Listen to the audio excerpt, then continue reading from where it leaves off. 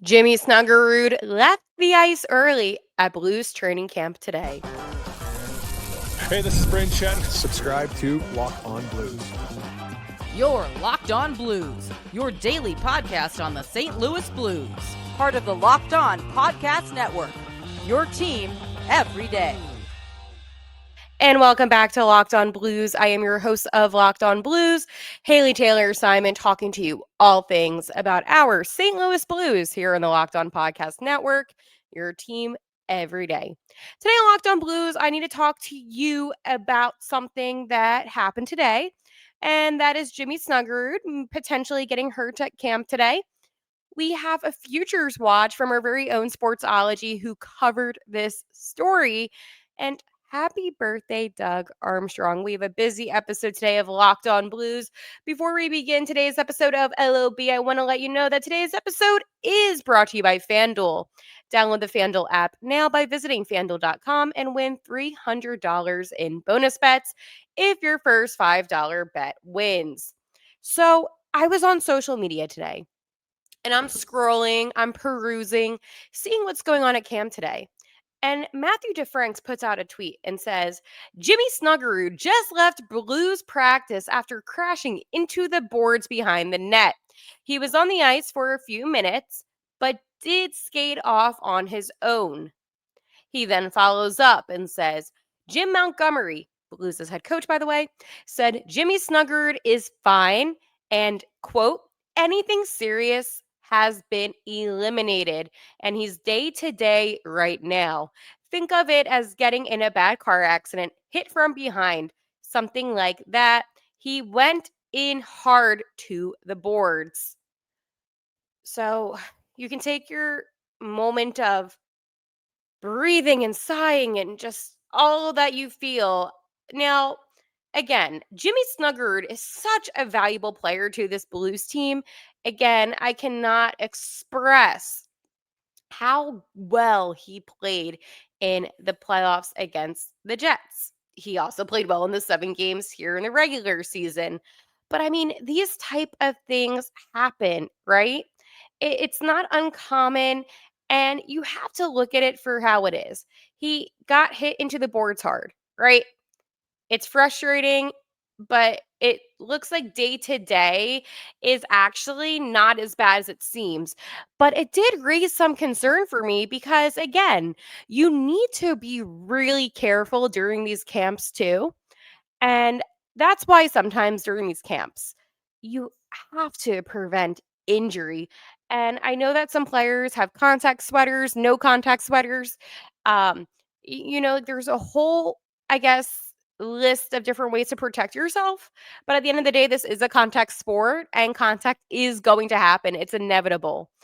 I personally just got a moment of like deer in the headlights when I saw that because he did not have out the second tweet yet. The second tweet was put out after the conclusion of camp today. So for me, I was sitting there and I was like, what is going on with Jimmy Snuggerud? Now, I am credentialed, right?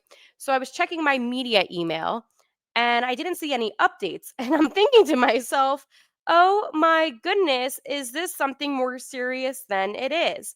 So, in my opinion, if we don't see Snuggy on the ice tomorrow, again, we don't know yet. It seems like it is going to be day to day. Do not panic.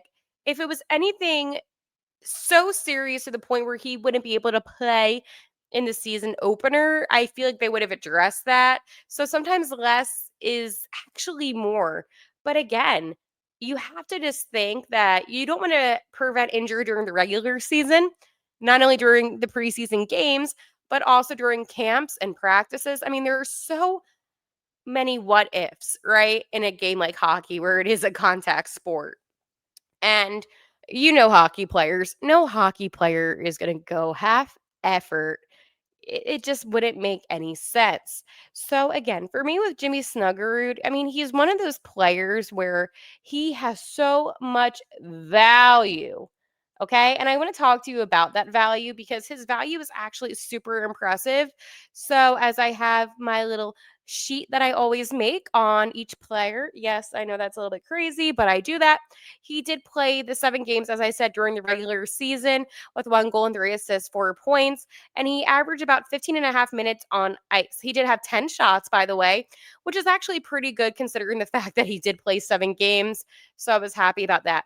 Now, when he was at University of Minnesota in the 24-25 season, he played 40 games with 24 goals and 27 assists with 51 points. This season prior, again, this is all Minnesota, 23-24, 39 games. So one less game, 21 goals and 13 assists, 34 points. So again, you can see the difference between 51 points and 34 points. However, in the 22-23 season, he played 40 games with 21 goals and 29 assists, accumulating 50 points. So it seems like, in my opinion, his best season came last season. And it was no surprise how that translated to the NHL. Now, internationally, I want to point out a few things about Snugs, okay? In 2024, he was in the World Junior Championship for 6 games with 5 goals and 3 assists, equaling up 8 points. And yes, they did win the gold medal. In 2023, again, World Junior Championship, 7 games, 5 goals, 8 assists, 13 points. That's when they got the bronze. And then 22 was U18 USA. And he played 6 games with 3 goals, 4 assists, 7 points, and they got the silver medal. So it goes to show that sometimes when it comes with Snugs, you can count on him to make plays like those assists, but you can also count on him to score. And I feel like that's why a player like him is so valuable, especially on that wing position, that right wing, because he is able to set up plays. He is able to take those shots on net. And it's not one or the other, it's both with him. So the value of Jimmy Snuggerud, I mean, it is just so, I don't want to say incredible because I feel like that's putting a lot of pressure on the kid, right? But it's definitely a good thing. I mean, he spent 59% of his time in the offensive zone in those 7 games. And 59% of his time spent in the ozone, that's pretty damn good, okay? Now, I do want to say too that he did have 3 hits, 4 blocks over those 7 games, which is a very small sample size, right? Not a big sample size. However, at the same time, I'm hoping that we get to see maybe more of it this upcoming season. He was also named, by the way, I don't know if I mentioned this, one of the finalists for the Big Ten Player of the Year last season. And he also was kind of near the top of scoring in the NCAA, being third. So that was also pretty good. But there's a lot of good things about him. I mean, he set a goal in scoring 6 consecutive games in one stretch, which is really impressive. So again, he he has so much potential, right? And his shot, it's clean shots, right? 5 hole, doesn't matter where. He's able to just make it look so effortless. So yeah, maybe I'm talking a little bit too much about Snugs, but anytime when you have a player like that could potentially be down, it does raise concern because then you have to look into your bullpen. I know that's a baseball term, but it's relative to sports talk, right? So again, it looks like he will be fine. However, I still would like to have a medical update from the Blues, and by the time this is being recorded, it is 2:37 in the afternoon. So maybe something is out. Maybe I'll be able to post a screenshot of it on Twitter at Locked On Blues. But I do want to say this. Hockey is a fun sport to watch. It's one of the best sports to watch, right? We're all hockey freaks here. But it's also, in my opinion, one of the most dangerous sports to play. And you see guys, ramming into the boards all the time at high speeds, and serious injuries can occur. So again, I know there's people saying, who did it? Who hit him into the Sometimes things happen. You can't blame anybody. Like, that's so stupid and silly. So let's not even go down that road. I don't want any comments saying anything. Let's just hope that he's okay. And I actually didn't even mean to do this in this episode today. But my good friend Russ Cohen, who does Locked On Flyers, also does a bunch of other things in the hockey world, one of which is covering prospects and some younger players in the NHL. And he sent me something that he worked on, and I want to read it to you because it involves a player who he knows that I'm a huge fan of, a player that I am rooting for.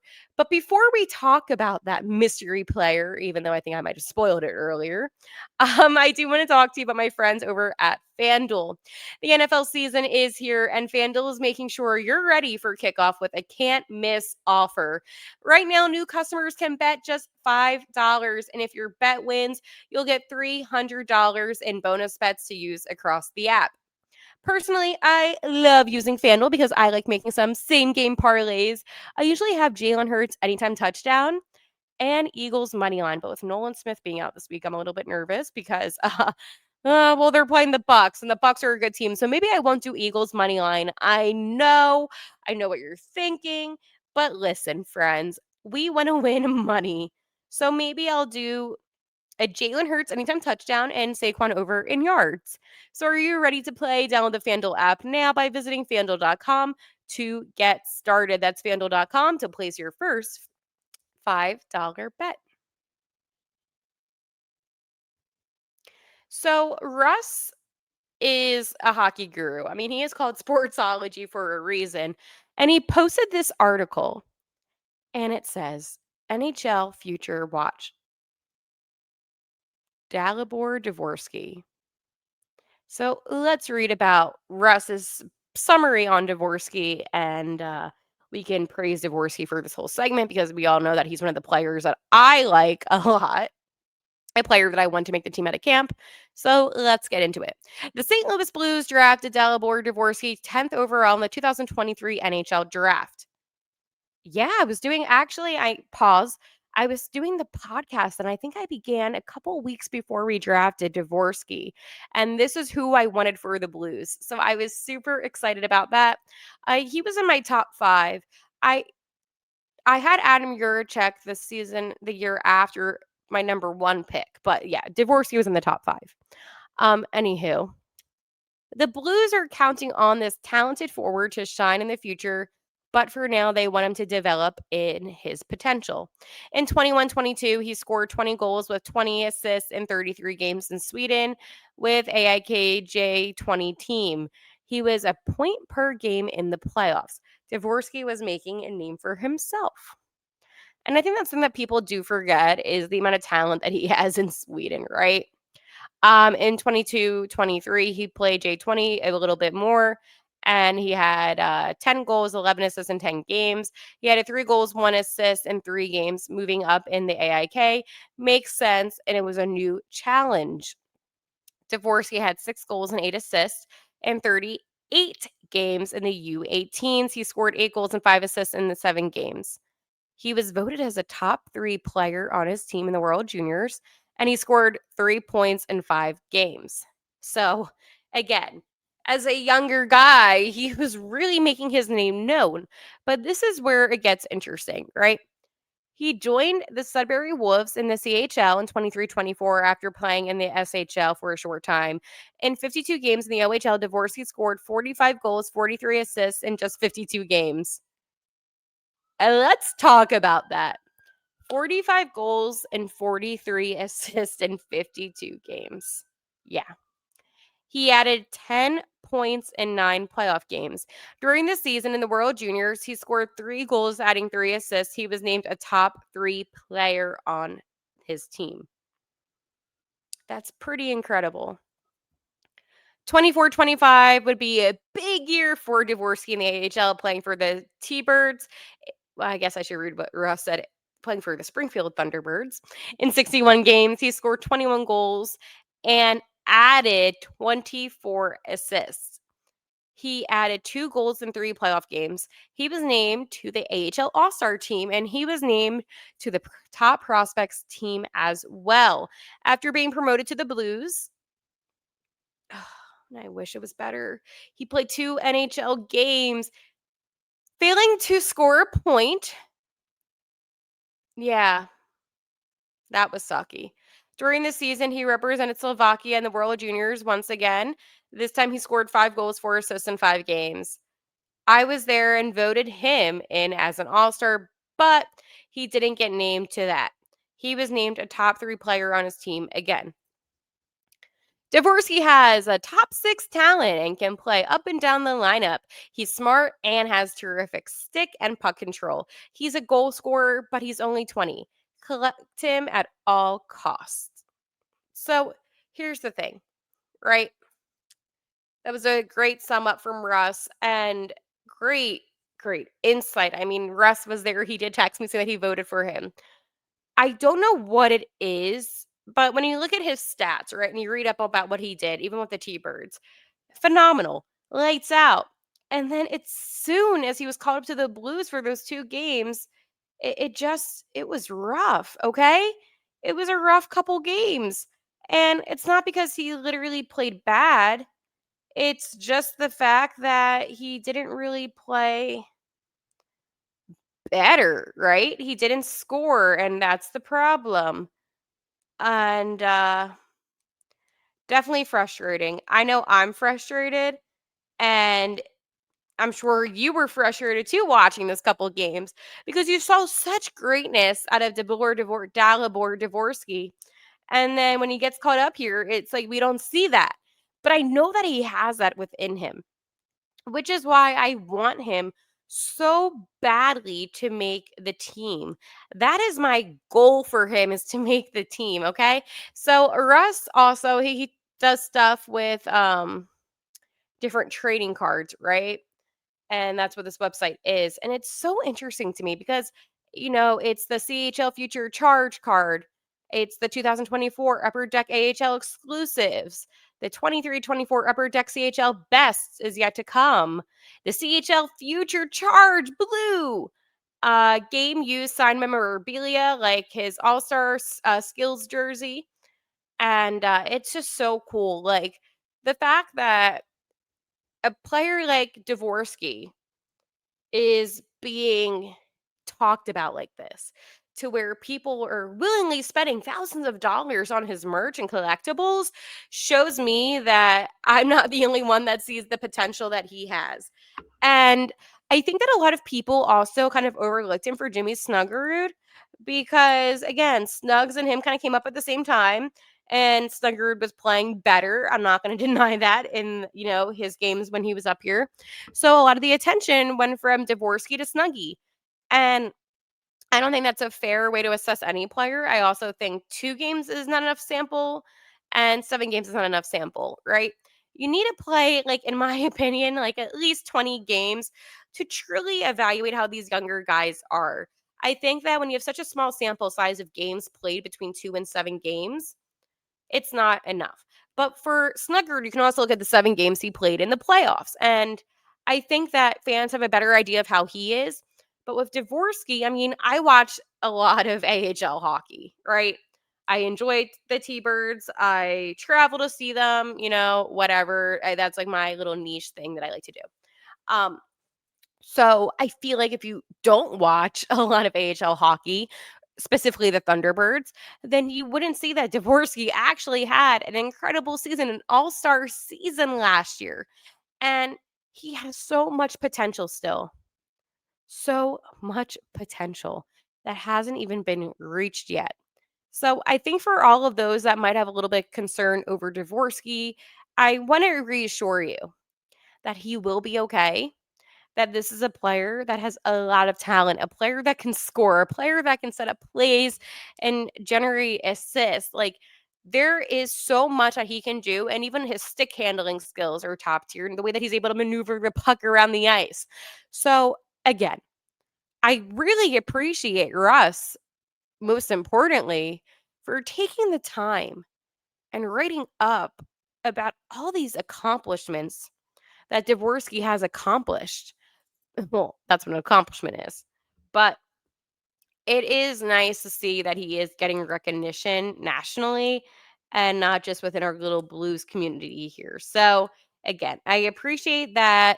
Shout out to Russ. And I also want to give a shout out to you because you guys have made Locked On Blues what it is today. And I know that you could watch content from all over, and I am so appreciative of any single person that listens and watches and joins the discussion on our St. Louis Blues. At the end of the day, we all love the Blues and we all have that in common. And we like to have fun hockey conversation that is real and authentic and factual and not speculation for the most part. For the most part, listen, when it comes to like the draft and trade deadlines, of course, we're going to speculate, but we never are going to do clickbait thumbnails or anything like that. We don't do that here in Locked On Blues, especially those clickbait thumbnails, which is not Locked On Blues. All right. So today is a birthday of a general manager who is going to enter his last season being the Blues general manager. Okay. And president of hockey operations, too. I always forget that part. But it is Doug Armstrong's birthday. And what a legend. And I decided that instead of just doing like a happy birthday, it's oh man, it's to really just break down what he's done with the Blues. And man, listen, this is a tough one for me because I personally I struggle kind of coming to terms that he will not be our general manager because he's all we've known and I love Alex Steen, but let's just dive into some of his statistics, right? Because you can have stats on GMs. Games as general manager for the Blues.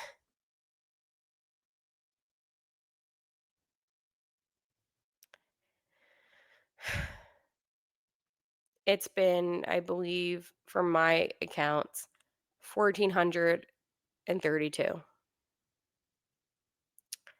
Regular season records 560, 332, and 107 in 13 seasons. Win percentage. He has a good win percentage, actually. 613. So I'm not upset about that. Total. Well, number of playoff appearances. Now, this is a good one. 10 out of 13 seasons. Now, 3 division titles. So take that Central Division, Blues on top. And 1 Stanley Cup win. Gosh, I get emotional. Uh, it's just so hard, like, knowing that, like, after this season, these stats on him will be marked in the history books forever. I do wanna add, I actually didn't update my one list. After the playoffs, I didn't count some, so whatever. He has 601 regular season wins with the Blues, which ranks him as 5th most in the NHL in the span of the GM tenure. Um, 14 completed seasons, entering his 15th season, and I meant to say 10 out of 14. I didn't update it, whatever. It's all season behind. I was like, wait, that doesn't look right. Okay. I personally, I think struggle because when there's change, well, friends, it's the uncertainty, right? But what I can say is this is that Doug Armstrong will always, and I mean always, be a part of this organization for life. He got this team their first Stanley Cup. And oh boy, and just the transparency and he's so smart and the offer sheets most recently and it's like oh, it's just so frustrating. So, I want to take this time not only to say happy birthday to Dougie A, but you know what? The Blues need to play their butts off to make this last season for him memorable. I you have to go to the playoffs for Doug. You have to push. You have to play your hardest for Doug. Coach Montgomery will be here. Steiner will be here. Doug last season. So do what you need to do. Do what you can do to make this a damn good season for Doug Armstrong. And I'll make sure, I'll promise you this, even though I mess up his stats by like one season, but updated. Um, oops. But I'll make sure that it's not unnoticed all that he's done for this organization this year on this podcast. I can promise you that. I can promise you that. We love Doug Armstrong. 15 seasons is a hell of a long time. So, shout out Doug Armstrong. Shout out Dvorsky. Shout out Snuggerud. Shout out you. And like always, before I get like oddly emotional, you know what it is? I just like Doug was my childhood, bro. Like, it goes deeper than hockey. All right. I will talk to you later. And like always, let's go Blues.